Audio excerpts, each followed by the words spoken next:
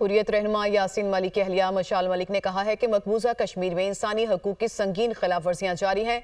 हर रोज कोई ना कोई कश्मीरी जवान शहीद किया जाता है। भारत हर रोज नई किस्म की इंसानी हकूक की खिलाफ वर्जियां करता है। कश्मीरियों को बेघर करके भारतीयों को आबाद किया जाता है। मकबूजा कश्मीर को जन्नत नजीर वादी कहते हैं, मगर इसमें कोई भी एक आर्ट गैलरी नहीं है। तकरीब से वो खिताब कर रही थीं। तो हर दिन ही कश्मीरी कौम का कोई ना कोई जवान, कोई ना कोई बच्चा, औरत, कोई ना कोई बुजुर्ग को शहीद किया गया है।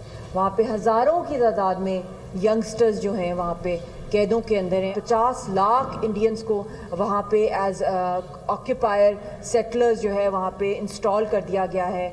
घरों से कश्मीरियों को निकाल के बेघर करना, कहती हूँ हर नए से नया जो ह्यूमन राइट्स की वायलेशन है वो इंडिया ने वहाँ पे इजाद किया। आर्टिस्ट के लिए तो ये ड्रीम कम ट्रू है कि मकबूजा कश्मीर, जिसको हेवन ऑन अर्थ कहते हैं, वहाँ पे जाके पेंटिंग करे, आर्ट को देखे। तो वहाँ पे आप हैरान होंगे, वहाँ पे एक भी आर्ट गैलरी नहीं है।